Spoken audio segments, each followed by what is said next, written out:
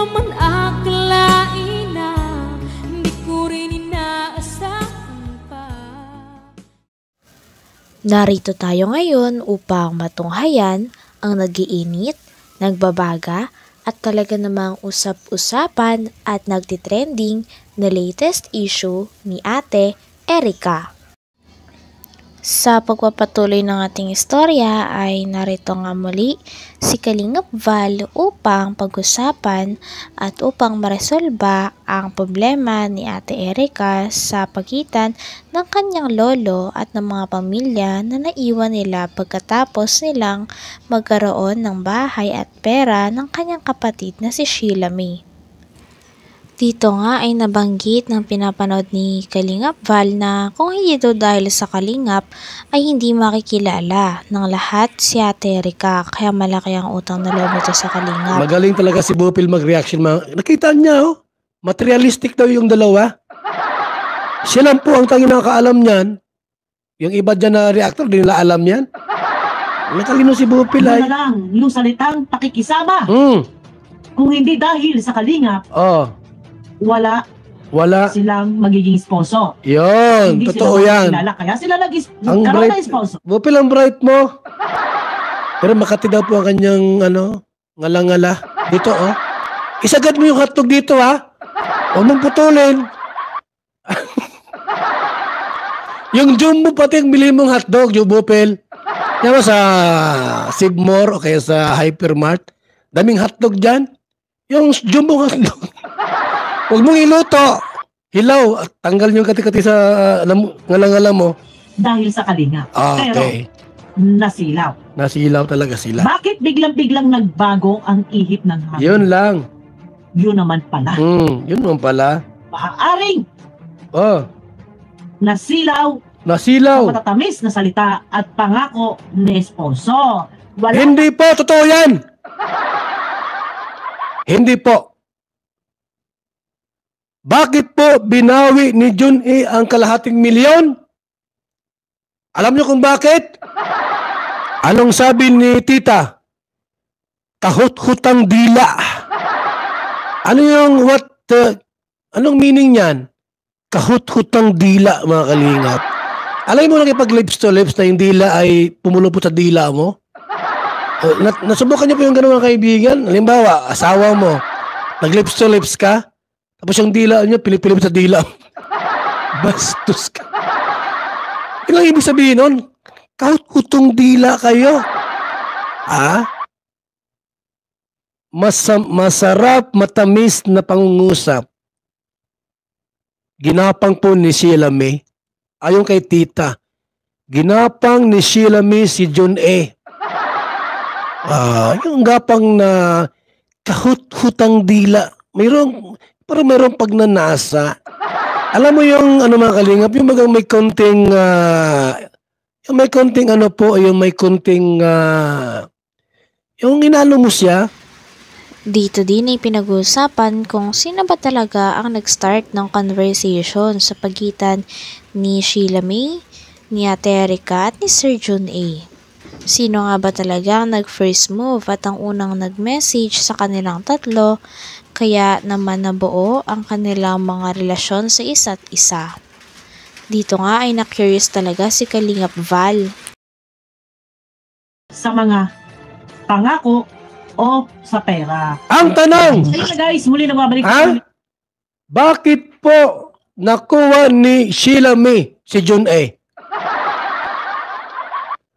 Sino po ang unang nag-chat at naghanap ng account? Si Sheila May, si Erica o si Jun A? Kaya mong sagutin yan. Kayang sagutin yan ni tita. Tita! Huwag kang lumapit kay Kapidongski. Jesus! Huwag kay Kapidongski. Wala man yung... sa akin mo ilahad-lahat. Tita, para malaman natin yung buong kwento. Sino po ang nag-reach out? Si Jun A o si Sheila May o si Erica? Bakit po nalaman nila ang isa't isa. Di mo pwede si Kalinga Prab nasabihin ni Kalinga Prab, Erika, o ito si John A, i-add mo sa Facebook mo. Di mo pwedeng ganon. It's against the rule na yung beneficiary pa magkaroon ng ugnayan sa sponsor. Bawal yan. Direct. Na yung sponsor po magdirekta doon sa beneficiary, bawal po yan. Matik po, alisin namin sa Kalingap yan. Bawal po yan. So, ibig sabihin po, sino kaya yung unang nag-reach out? Baka hinahanap ni John A. si Erika. Nakita ko sa mga vlog ni Kalinga Prab, maganda itong si Erika. Hoy, hindi maganda si Erika. May itsura lang. Nakita ko yan sa personal. Sus! May itsura.